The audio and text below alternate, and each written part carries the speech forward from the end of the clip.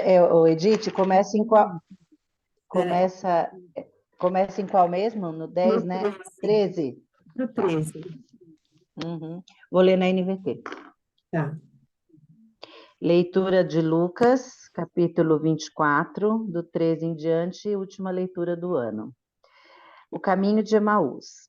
Naquele mesmo dia, dois dos seguidores de Jesus caminhavam para o povoado de Emaús, a 11 quilômetros de Jerusalém. No caminho, falavam a respeito de tudo o que havia acontecido. Enquanto conversavam e discutiam, o próprio Jesus se aproximou e começou a andar com eles. Os olhos deles, porém, estavam como que impedidos de reconhecê-lo. Jesus lhes perguntou: sobre o que vocês tanto debatem enquanto caminham?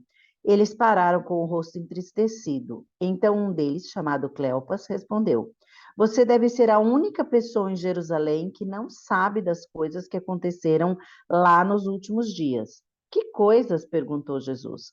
As coisas que aconteceram com Jesus de Nazaré, responderam eles. Ele era um profeta de palavras e ações poderosas aos olhos de Deus e de todo o povo. Mas os principais sacerdotes e outros líderes religiosos o entregaram para que fosse condenado à morte e o crucificaram.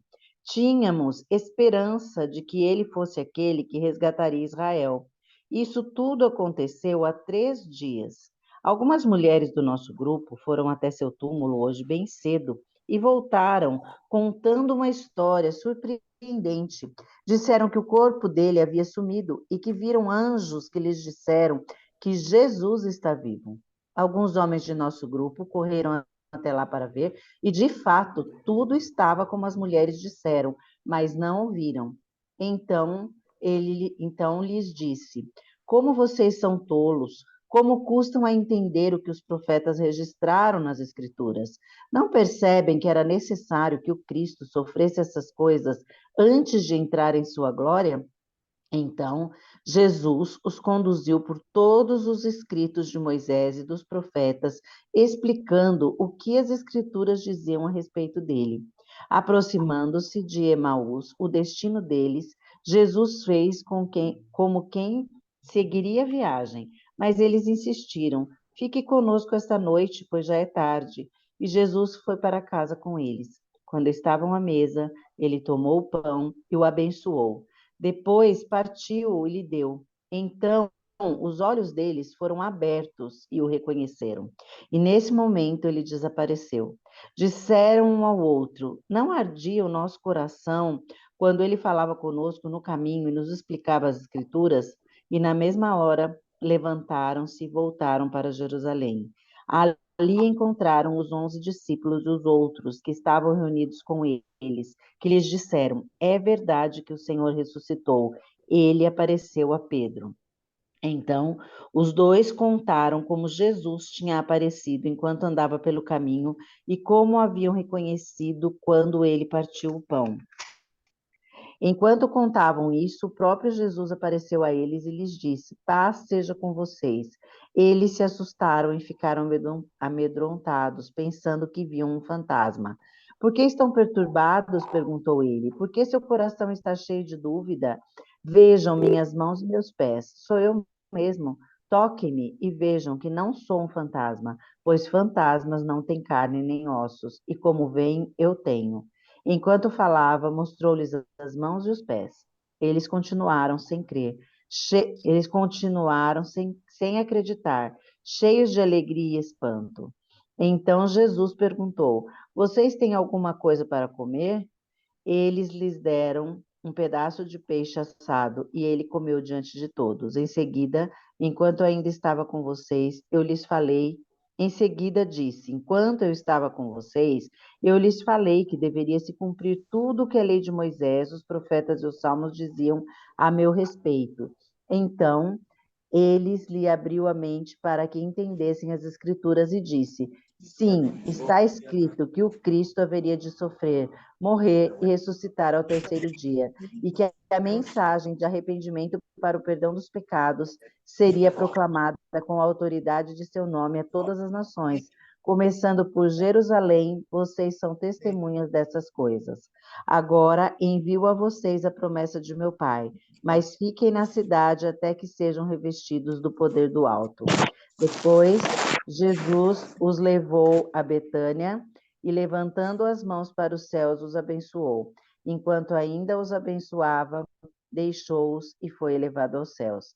Então, eles o adoraram e voltaram para Jerusalém, cheios de grande alegria, e estavam sempre no templo, louvando a Deus. Amém.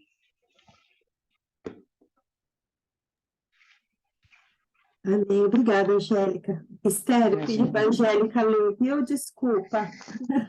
Não desculpa nada. Obrigada, Angélica. Corri, mas cheguei atrasada. Tá ótimo. Gente, que final, né? Texto aí. Eu fiquei pensando que muitas vezes as coisas que Jesus faz na nossa vida, elas nos espantam tanto que a gente fica parecendo que ele é um fantasma mesmo, né?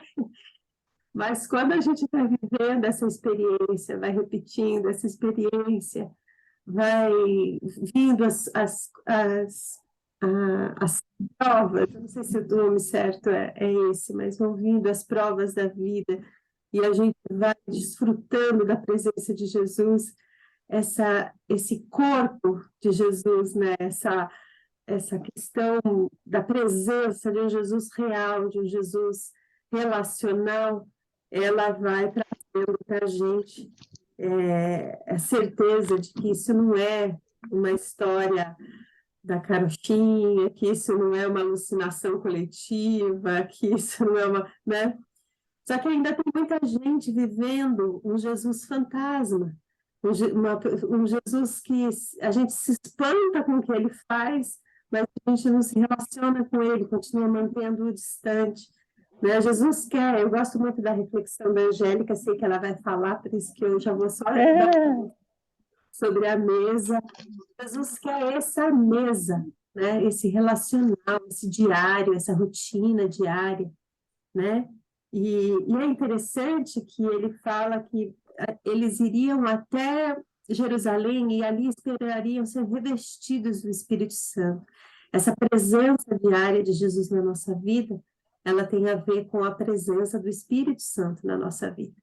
É nesse revestimento, né? Nessa incorporação aí do Espírito Santo em mim, naquilo que eu penso, e na maneira como a vida é que eu vou transformando esse meu espanto, né?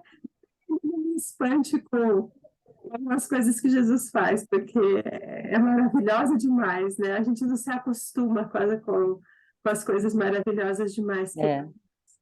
Mas esse relacional com Ele permite que eu possa ser a função básica nossa nesse mundo, sermos testemunhas, né? Aí é que vem, quando eu sou revestido disso, né? A testemunha, ela não fala de teologia, a testemunha não fala das experiências alheias, a testemunha fala, às vezes, das experiências alheias, mas que ela participou, mas ela fala das próprias experiências com Jesus, né? O que a gente faz aqui é isso, é falar das nossas próprias experiências com Jesus, né? Bom, eles foram para Betânia depois, esperaram descer do céu, todo aquilo que logo no capítulo 2, né? Perdão, eles foram para Betânia, Jesus os abençoou, ele foi assunto aos céus, eles voltaram para Jerusalém e esperaram descer do alto, tudo aquilo que a gente vê no capítulo 2 de Atos, né? Então, termina eu gosto do evangelho todos os evangelhos terminam com uma esperança, né? Mas o de Lucas é uma esperança, assim, de continuidade, né? O de Lucas, ele não para ali, ele vem até a nossa história, né? Vem até hoje, é a nossa própria experiência com Jesus, é a nossa própria mesa com Jesus, a leitura da palavra de Deus, como ele fala que ele foi lendo e ele foi explicando para os discípulos ali, né? É isso que a gente continua fazendo, nós continuamos sendo esses que caminham com Jesus, que senta com Jesus, que ele ensina, ele diz as coisas, que chora com ele, né? Isso é muito bacana. Isso era o que eu tinha para falar, agora é só vocês que vão falar. Vou até fechar meu microfone. Edith, quando você começa a ler aqui, Edith e meninas, né? Bom dia para todas, que eu não falei ainda, mas como ela foi a última a falar, é, quando eles falam que no caminho, né? E o caminho era longo, né? Só até Jerusalém eram 11 quilômetros, né? Falavam a respeito de Jesus, de tudo que tinha acontecido, e rolou até um debate, né? Muito provavelmente eles, porque nesse momento eles debatiam, mas poxa, era esse aí que a gente esperava, né? Que fosse o Cristo, que fosse o Redentor, e Jesus lá no meio deles. Então, quando a Bíblia diz que quando dois ou mais estiverem reunidos no seu nome, ele está no meio deles, ó, Jesus estava no meio junto com os dois. E nem por isso eles perceberam a presença de Deus. Então, às vezes a gente entra nos debates, né, sobre Jesus e quem ele é, e esquece que ele está no nosso meio, né? A importância da presença de Jesus, né? A gente não precisa falar dele como alguém que foi ou que viria para. Ele é, ele está, ele veio, ele caminha comigo, ele é Deus conosco. Natal, né? Emmanuel, está presente. Então a gente precisa parar um pouco de falar sobre Deus como se ele não estivesse no meio, até debater a respeito dele, como se ele não estivesse presente. Ele está. Então, a gente não precisa mais. E o coração arde, muitas vezes, e às vezes dói quando você diz algo que vem de que aconteceu, uma experiência sua com Deus, desse Deus relacional, porque ele continua com você, porque ele continua aqui no meio, né? Agora ele está aqui conosco. E é maravilhoso lembrar disso. Nós não estamos aqui para discutir Jesus, nós estamos aqui para adorar, para ficar com a boca aberta de ver quanta coisa que ele fez, quanta que ele cumpriu exatamente tudo que ele prometeu, que para tirar a escama dos nossos olhos, para ver esse Deus que anda conosco, que está conosco. Ele não é coisa do passado e nem do futuro, Deus é. É muito louco a gente tentar entender o Deus é, né? Que Deus, a gente fala do Jesus que virá, do Jesus menino que nasceu, do Jesus homem que morreu, mas ele continua aqui, como foi também com eles, né? Então, a coisa mais forte para mim desse texto é a presença de Deus conosco. Nós estamos reunidos, ele está, ele está. E mesmo sozinhos aí no caminho, né? Ele está, ele prometeu que quando a gente junta com mais alguém, a gente começa a falar, a testemunhar daquilo que ele já fez, mas a outra coisa que ele também, que acho que ele chama atenção, por que vocês estão com medo, né? Todos atrapalhados? Eu estou aqui. Quando a gente perde a perspectiva que Deus está conosco, aí o chão se abre debaixo de nós e dá medo, né? Pergunta para Pedro. Olhou para Jesus e falou, veio. Diz que olhou para o mar, né? Eu tenho sido muito, principalmente nesse ano, né? A ser disciplinada a olhar para Jesus e para a presença dele, e não para o mar, para as coisas que estão acontecendo em volta de mim. Então, que a presença do nosso Deus seja algo constante, que a gente se lembre todo dia. Ele está, ele está, ele está.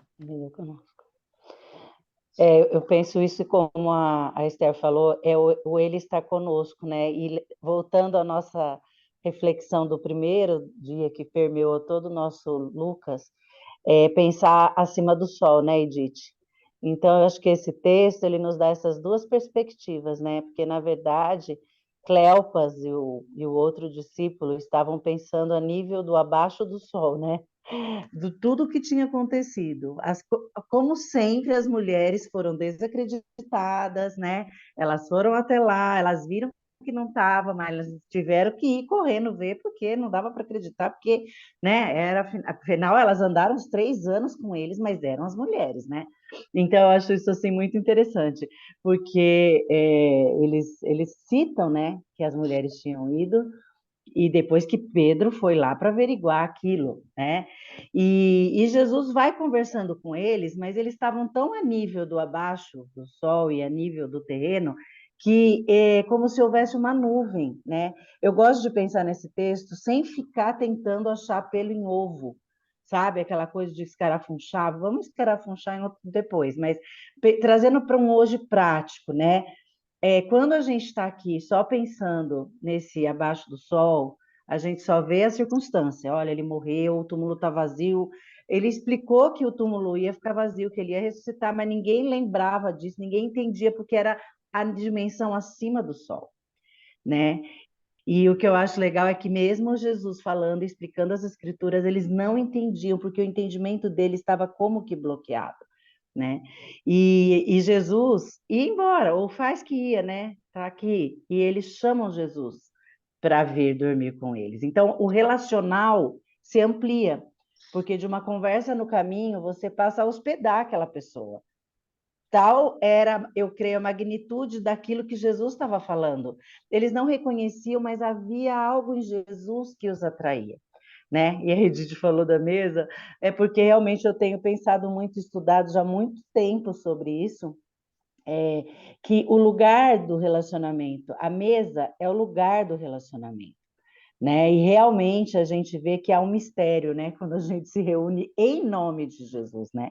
A mesa onde Jesus é o pão da presença. Porque o que eu acho lindo nesse texto é que fala que ao partir do pão, os olhos deles se abriram, né? Os nossos olhos se abrem, é a música que eu até postei lá, que é aquela música, ela me encanta, assim, como ela fala ao meu coração.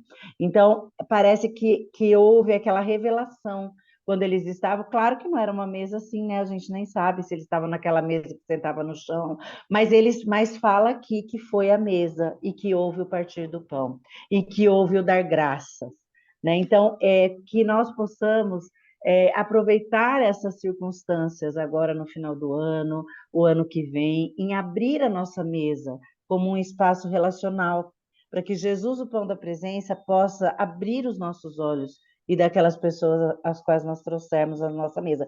Porque aí, nessa hora, parece que destampou, né? O natural, o sobrenatural desceu a nível de abrir os olhos e eles falam, aí é sempre aquela história, né? Olha, mas é verdade, né? Parece que eu já tinha entendido que era Jesus, não é assim? Quando a pessoa fala uma coisa, a outra fala assim, ah, é mesmo, meu coração ardia, né? Quer dizer, ardia, mas ninguém falou, né? Ardia, mas ninguém se manifestou, né? E o medo de falar alguma coisa e não ser, né? É o que acontece às vezes com a gente também, né?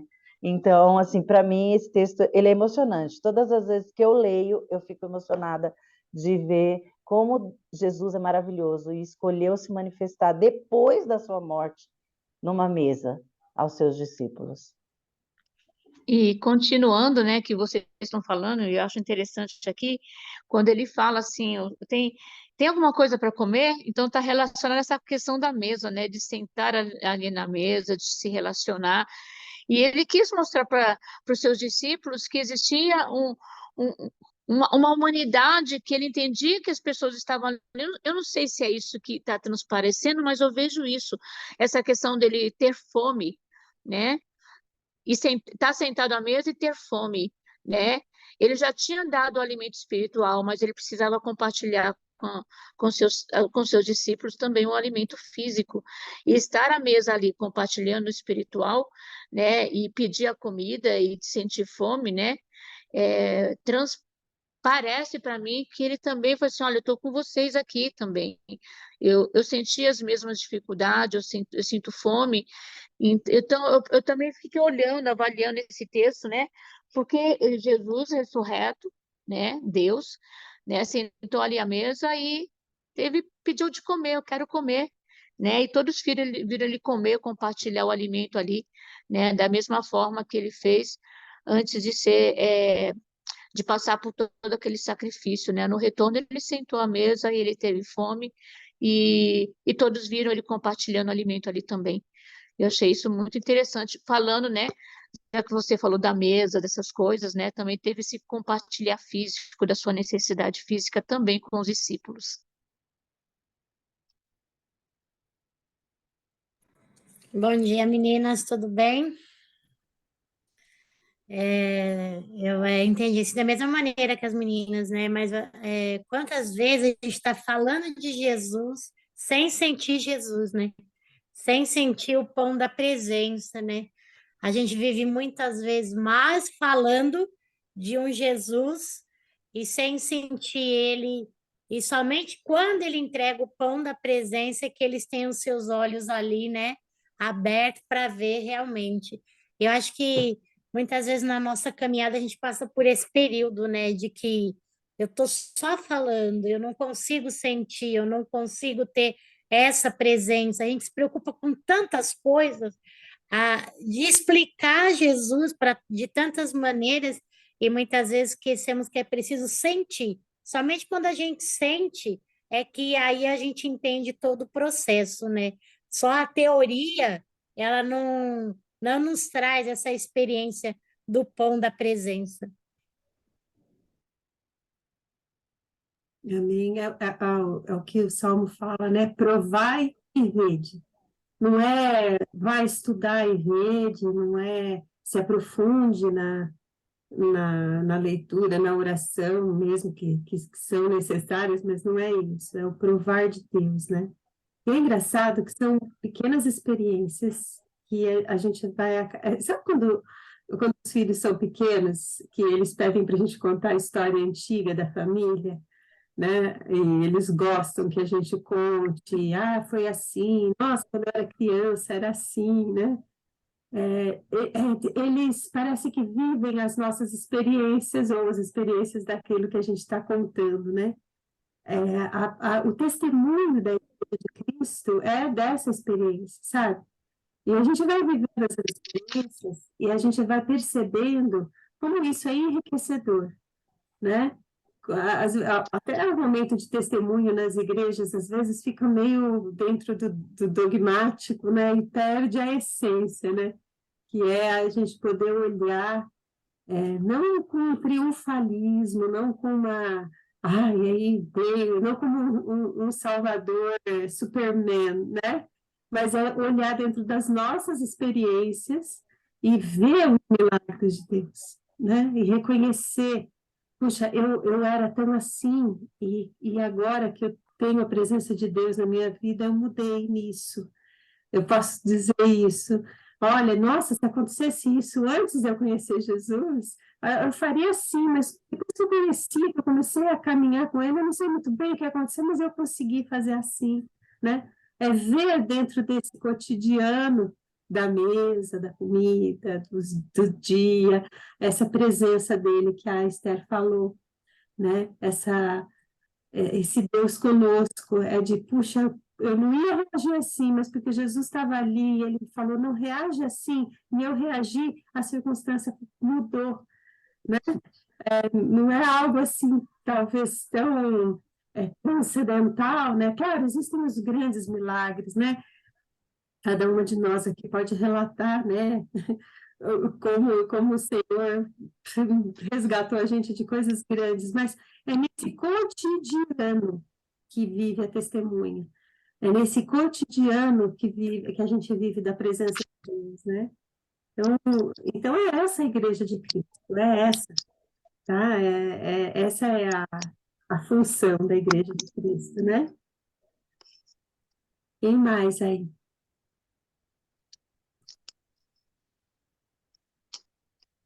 Não, tem... Oi? Eu achei interessante porque é assim, o ser humano é incrível, né?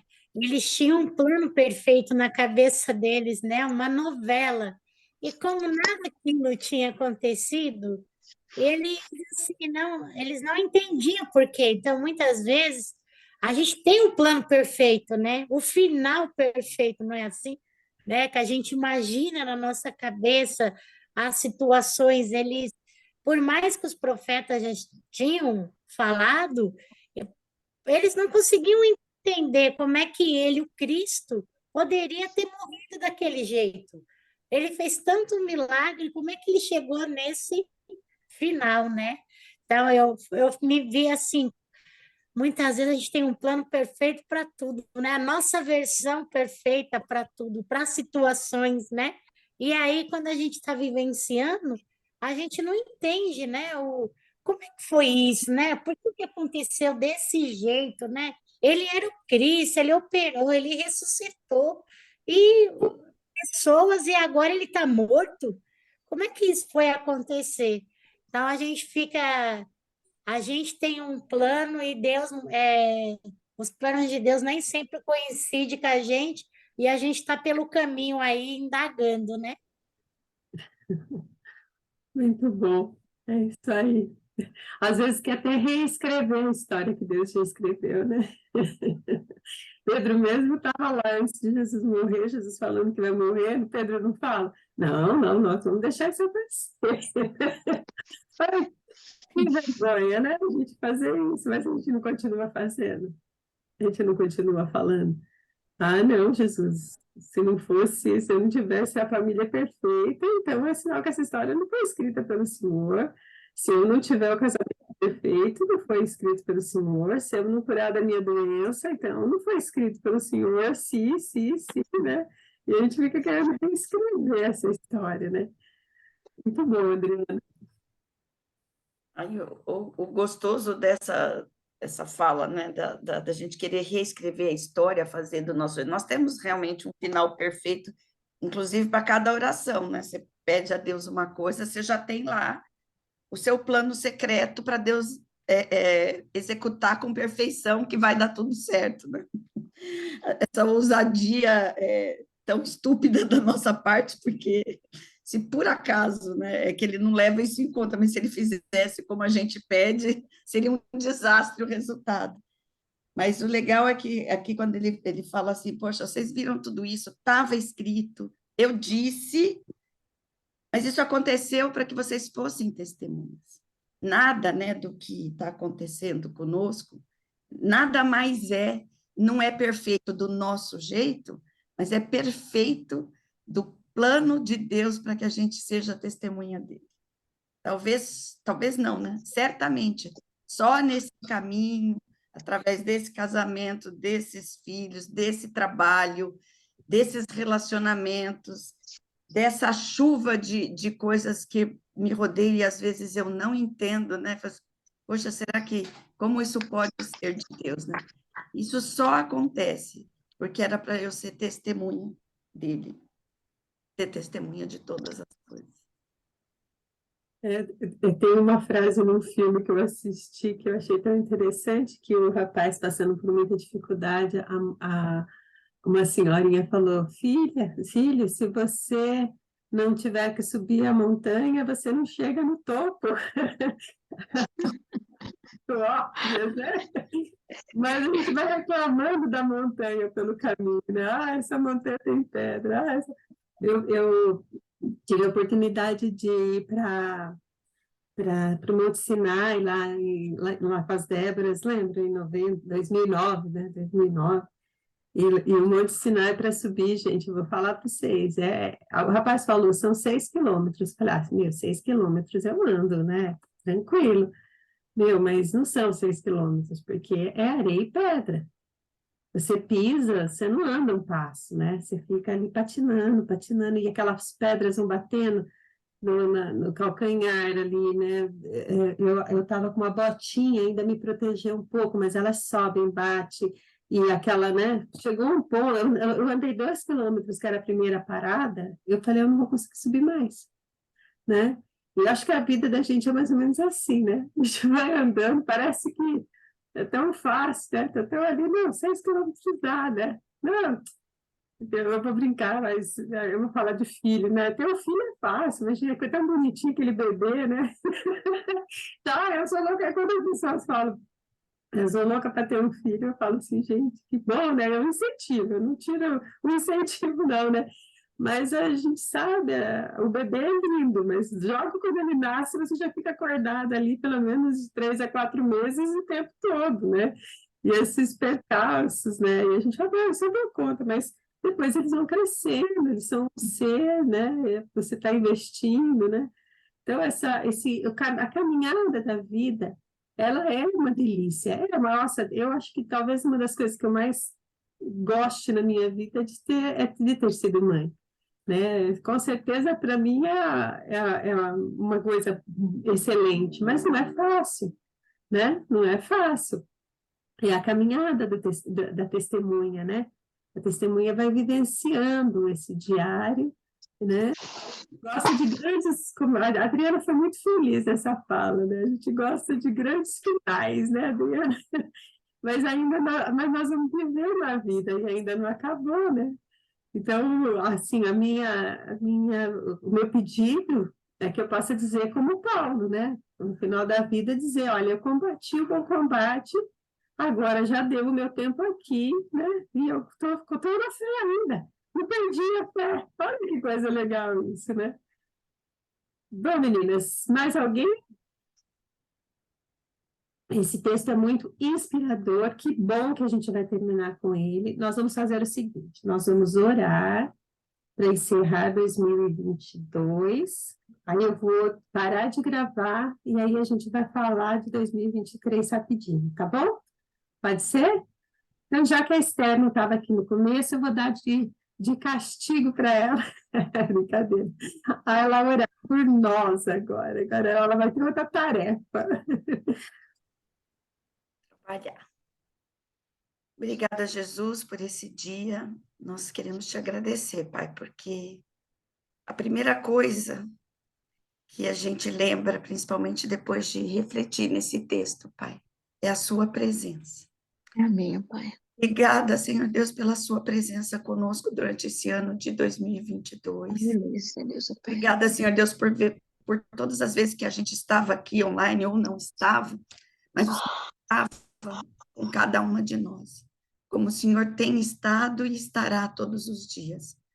Às vezes, só pronunciar dessa maneira é meio confuso, porque o nosso tempo é diferente do Senhor, mas uma coisa nós sabemos: o Senhor é, e nós te louvamos e te damos graças por isso, porque o Senhor é Deus, Deus presente, Emmanuel, Deus conosco. Quero te agradecer pela vida da Edith, da Edna, da Cristina, da Adriana, Angélica, a Cícera, a Dilza, que estão aqui, e as meninas que não puderam entrar. Que a sua presença, Senhor Deus, seja buscada nas nossas vidas diariamente, que a gente busque perceber, porque o Senhor está, perceber o seu andar conosco, glorificar o seu nome na caminhada e sermos testemunhas suas, Senhor Deus, porque por isso nós fomos criados.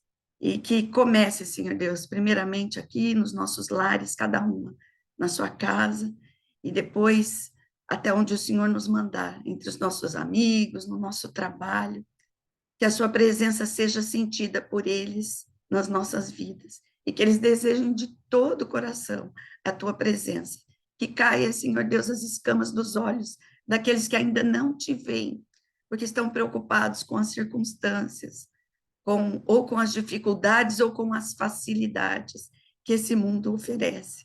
Mas a gente sabe, ó Deus, que nada é mais precioso do que a sua presença. Por isso nós te damos graça, por isso nós te bendizemos, por isso nós te louvamos, te agradecemos pelas lutas e te agradecemos pelas vitórias, porque todas elas, Senhor Deus, nos fazem levar os nossos olhos para ti e lembrar que foi a sua presença que nos fez chegar até aqui, que nos fez sorrir, que enxugou as nossas lágrimas, que nos animou, que nos exortou, que nos levou, Senhor Deus, ao cuidado com outros. Obrigada, Deus, porque a tua presença é pão, é mesa, é comunhão, é partilhar.